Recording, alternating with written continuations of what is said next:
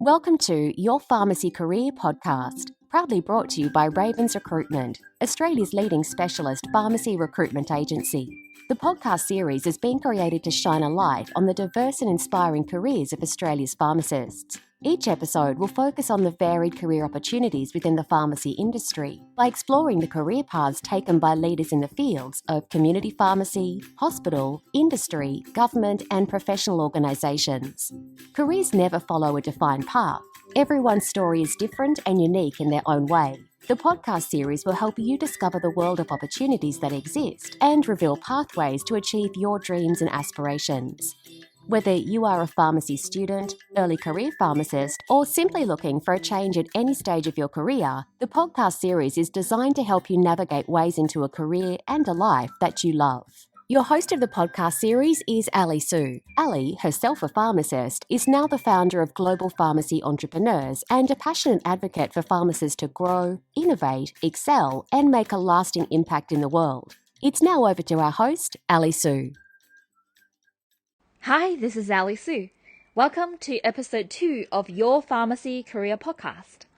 Today, I'm very excited to introduce our guest Shefali Parikh to you all. Shefali grew up in Auckland, New Zealand, and moved to Australia in 2014. During her Bachelor of Pharmacy degree, she was elected as National Australian Pharmacy Students Association NAPSA President in 2017. After graduating from Griffith University and completing her internship at the Royal Hobart Hospital, Shefali is now employed as a pharmacist at both Alfred Health and Austin Health. Let's welcome Shefali. Hi Shefali, how are you today? I'm very well, Ali. Thank you. How are you? Good, thank you. We're so excited to have you on the show. Welcome to Your Pharmacy Career Podcast. So tell us about your story. Where did you grow up? So, Ali, I actually grew up in Auckland, New Zealand with my mum, dad, and younger brother. I did all of my schooling there, primary, secondary, and then I moved to Australia in 2014 to embark on my university journey. And I graduated then from Griffith University in 2018, completed my internship in Tasmania at the Royal Hobart Hospital last year. And now I'm in Melbourne working as a hospital pharmacist across 2 organisations, Austin Health and Alfred Health. Yeah, so that's sort of been my journey in a nutshell from home to here. And I guess you can say I'm definitely well versed in Australian geography after that. Sort of been a bit here, there and everywhere. Tell us a bit more about your pharmacy journey. When and how did you decide to pursue a career in pharmacy? Yeah, so I actually remember as a young girl, I wanted to be a teacher. I would turn my room into a classroom, as I'm sure many young people do. And I had me on a chair and my soft toys on the floor. And I had a role in one of my exercise books that I called out and ticked who was present, where I simply just read out names of people in my real primary school class. Embarrassing now that I reflect back on that. But it was then in high school where biology and chemistry were actually my favourite subjects. And then I think it was year 12 or year 11, if I'm converting to the Australian system, where we had to conduct a work experience placement. We could pick anything and anywhere. And my mum had a pharmacist friend who offered to take me on as a placement student. So I agreed. I have this innate passion for helping others and a desire to make a difference. And so I always knew that I wanted to pursue a career in healthcare, but I didn't know exactly what that would look like. So I went on this work experience, ended up loving it. I caught a glimpse into what the role of a pharmacist could look like. And I really admired the respect that the community had for the pharmacist, as well as the pharmacy as a whole, as a health destination. So I could essentially just see myself fitting into this profession. It felt right. So the placement combined with the encouragement of my pharmacist aunt, both of those led me to then want to pursue a career in pharmacy. Wow. So we know that during your time at university, you have not only balanced passing your studies, as well as heavily involved with NAPSA. So what have you learned and why did you decide to join NAPSA?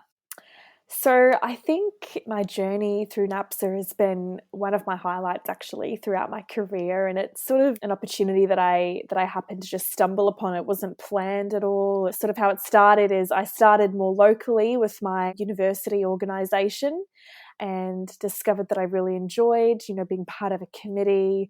I could see the impact that being part of a committee like that was having. At that level, the impact was to the students, coordinating student events, advocating for students in the wider pharmacy space, which was really cool, I thought, for a student to be able to have that impact, with people that are a lot more experienced and a lot older. And through my involvement with the local university association, I got to go to the NAPSA meeting. And, that's when I met sort of the more national counterparts. And I grew even more in love with the idea of being part of a national committee and, being able to share the student voice on that platform. So essentially, I think what happened was me just sort of saying yes to all of the opportunities that came about and following, my interests and playing to my strengths. Before you know it, one thing led to another, and I had become NAPS president. And I think some key learnings from that time were I learned a lot about myself in terms of leadership. I haven't always been, this confident leader that NAPS has sort of grew me into. So I really enjoyed that aspect of it. I think another thing I learnt was the value of networking and meeting people. I think a lot of students at a university level, they're focused on their studies and they're focused on, getting the grades in order to get the job. But I think something that they might miss is what's just as important as knowing the right people and sort of creating a reputation for yourself almost. So, go to those events, go to, all of the social events and the professional events and start networking, start building your career network of people that you can then fall back on when you need to and who can inspire you as well. Yeah, that's great advice.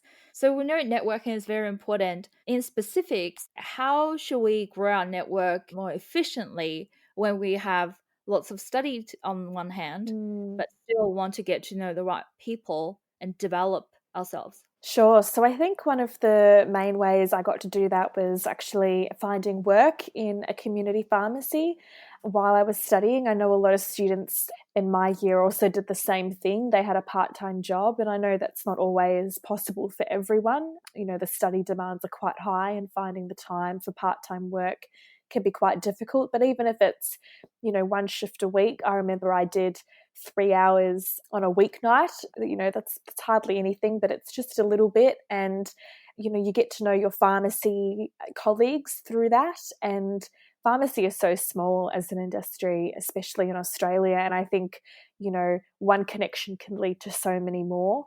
So that would be my first sort of recommendation, is to try and find some part-time work, or even volunteering at the hospital is something that I know some other students did.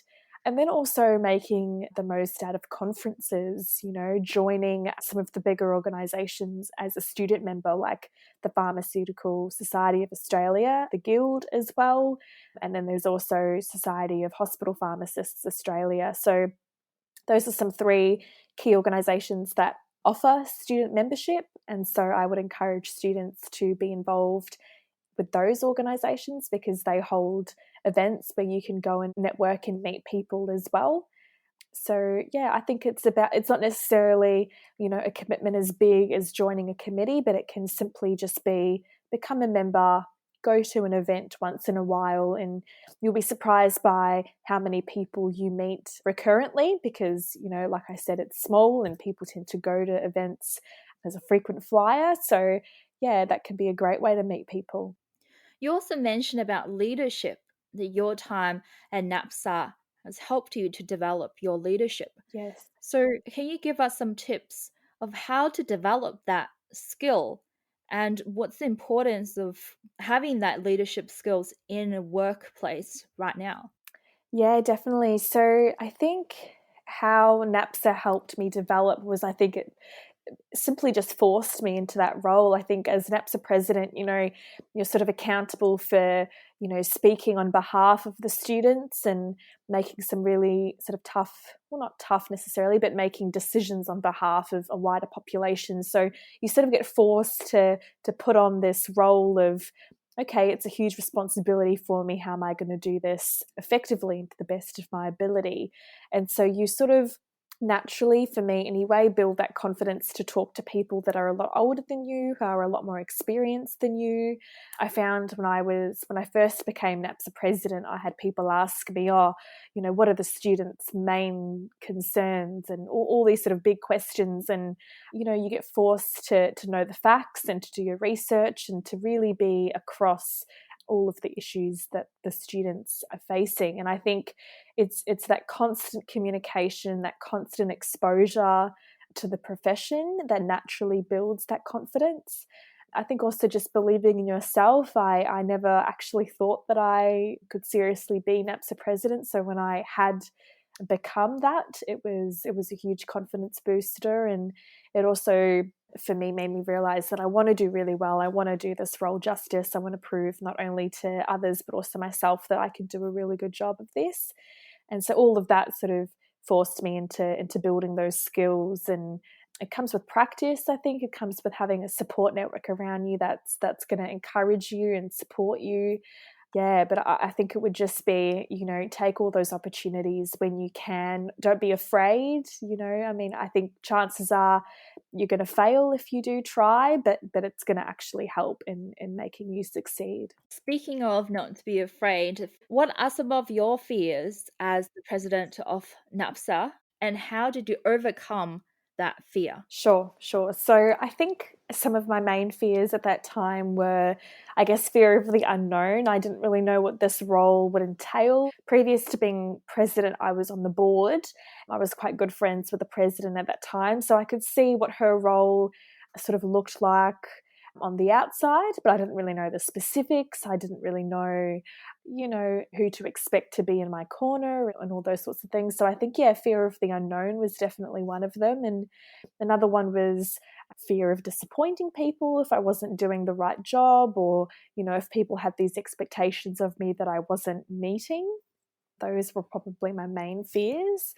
And I think how I overcame them was simply day by day, just doing the work to the best that I could do.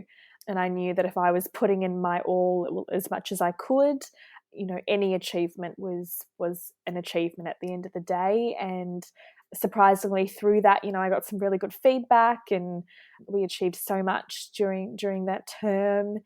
So I think even though the fear was there, it came down to just simply playing to my strengths and putting in the hard work and believing in myself, really, not letting that fear sort of consume me. Wonderful. Did you have any role models or mentors during your time at university? I do. I have plenty, actually, now that I think about it.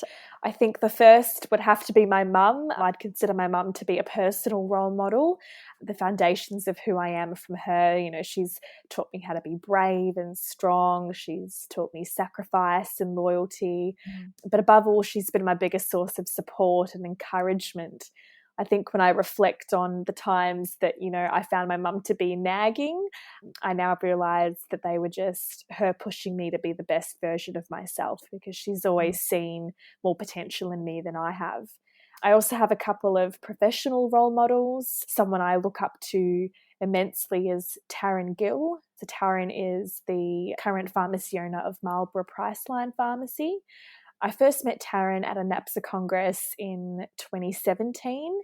At that time, she was the PSA Early Career Pharmacist Board Director, and actually she was the first one. And I instantly fell in love with Taryn's infectious zest for pharmacy. And mostly she inspires me because of her journey. She completed her internship in a compounding pharmacy, and then she went rural, and then she went into hospital pharmacy, and everything else in between. She's accomplished so much while maintaining innovation in her approach.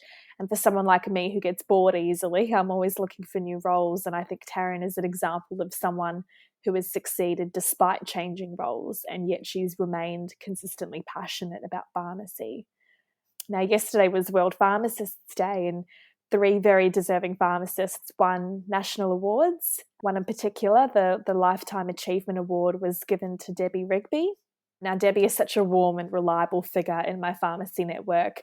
That Woman in Leadership panel that you spoke about earlier, I sat on that with her, and I have completed the GP Pharmacist Foundation training, after which I actually spoke to Debbie about her role in that space. And last time I saw her at SHPA's Medicine Management Conference last year, and she was telling me about a conference that she was going to present at, and it was going to be in Antarctica. So she's simply amazing, and she's always striving to do more. I once listened to a TED Talk by Shonda Rhimes. I'm not sure if you know who that is. She is the one who created Grey's Anatomy. And in this TED Talk, she talks about the hum. And she talks about the hum being music, about being light and air. And she goes on to say, when you have a hum like that, you can't help but strive for greatness. And I think Taryn and Debbie both have a hum for pharmacy. And that is why I admire them so much. Wow, wonderful. Thank you so much for sharing that with us. So in your current hospital pharmacy role, what are some of your opportunities for growth in this area? So currently I work as a hospital pharmacist, and I think I see potential for growth in a wide range of areas. One of them being the value that pharmacists have in a particular activity, which is clinical reviews. In the hospital pharmacy space, from my experience anyhow, clinical reviews are something that aren't always prioritised first. So sort of daily workflow will include inpatient supply of medicines, and then discharges, and then admissions, and then clinical reviews. So by the time we get to that clinical review process, we have certain key performance indicators to meet, and so it's rushed, and often we only touch the surface and we look at high risk drugs. But to improve this, I would actually like to see pharmacists on ward rounds every day. I think we can make the best impact at the time of prescribing, at the time of decision making, and that's often done on a ward round. And I know that takes up often most of the morning, if not half the day. But I think, that is a huge space for impact and value in a pharmacist's role as a hospital pharmacist. And, I think there are also opportunities to free up the pharmacist's time to do that by enhancing the role of pharmacy technicians in the hospital pharmacy workforce as well. Just, as a bit of an aside, I think some other opportunities for growth as a hospital pharmacist could include pharmacists being more integrated in the discharge planning process, just sort of thinking about how patients need to be medically cleared before they can go home. They also need to be cleared by physio and social work. I think that pharmacists should be part of that process. Can pharmacists clear patients before they go? I've often had situations where, a discharge script is given to me, and then the nurse in charge has said, transport's booked for 1 o'clock, and it's 12 o'clock. And, that's a huge sort of rush for time. The patient's less likely to listen to my counselling if they're waiting for transport and I'm the last person they need to see. So, in an ideal, perfect world, I'd get the script, I'd reconcile it, I'd sort out all my issues, and then I would, clear the patient and let the nurse know that I've cleared them. Now you can organise transport. I think that process would be a lot smoother and a lot more efficient. It would reduce errors as well. So those are a couple of opportunities for growth I see in the hospital space for pharmacy. So if you would change one thing in your current pharmacy career, what would it be? Yeah, that's interesting. I think I almost feel like my career is just starting. I'm a first year out. I feel like there's probably so many more things I'd want to change later. But I think everything I've done, within my pharmacy career to date, from university to internship to now, I think everything has served a purpose. Even the bad decisions that I've made, they've taught me valuable lessons. And so I'm not even sure I would change anything. I believe I'll grow into being the best pharmacist I can be because of my career as a whole, highlights and failures. Yes, I don't think I would change anything really, at least not yet. So what does a successful pharmacy career mean to you? Yeah, that's an interesting question. When I thought about this, I thought, I think success looks different for everyone. I think, what's a successful pharmacy career for me might not be for everyone else. For me, I think, I'm really enjoying being a hospital pharmacist. I'd love to grow in this space and sort of take on more leadership roles and that sort of thing. But I don't really have, the classic 5-year plan. Don't really have that quite yet. I think if I continue to just do what I love and continue to make impacts and continue to advocate for the profession, which is what I love to do, I think I'll have a successful pharmacy career. I think it comes from the feeling of the work that you're doing rather than hitting certain milestones, because I found that a lot of the opportunities I've said yes to, they haven't been planned. I've sort of just said yes because they've come up, or I think that that's interesting, and then the success sort of comes afterwards. The bigger picture comes afterwards. And so I think if I continue to follow my gut, if I continue to have passion for what I do and the drive to work hard, I think my personal journey of success will follow. And that would be my advice to others as well. I think don't look for a particular person's journey that you want to copy or that you want to aspire to. Sure, there might be certain things of that person's career that you'd like to also do, but create that successful journey for yourself and just continue to do what you're good at and what gives you that sense of purpose, I think. Mm. That reminds me of something a student asked me about. How do they know your career trajectory? How do you know that you should, this job is great for now and then move on to the next? Or who did you ask about your career trajectory? Yeah, that's interesting too. I think I discovered that I wanted to work in hospital from placement. So I know not every uni offers a hospital placement, which is something in my term of NAPSA we had advocated for, because I think it's so important that students get exposure to as many different facets of pharmacy as a student. So like for me, being able to have a placement in hospital, that's what led me to want to do hospital later on, because I really enjoyed my placement. Equally, as a student, I worked in the community pharmacy and I really enjoyed that too. But I just knew that I wanted to do something a little bit different. So I think in a university setting, getting exposed to as much as you can is important. So if you're not getting a placement opportunity, maybe speak to your lecturer about, what other careers in pharmacy do you know of? Do you have a connection that I could speak to? Simply asking that question, because you'll be surprised by how many people know other people. And even just, having that one conversation with a lecturer that you trust, or a friend that you trust, or, your employer, then they'll remember when they do come across someone who's doing something a little bit different, they'll link you up, hopefully. Ask your friends, where do they work? What do you enjoy about your workplace? But I think, even from second, third year uni, before placements have even started, try and get that exposure. So when you are in placement, you know exactly, what questions to ask and what opportunities to say yes to. Yeah, definitely. Totally agree.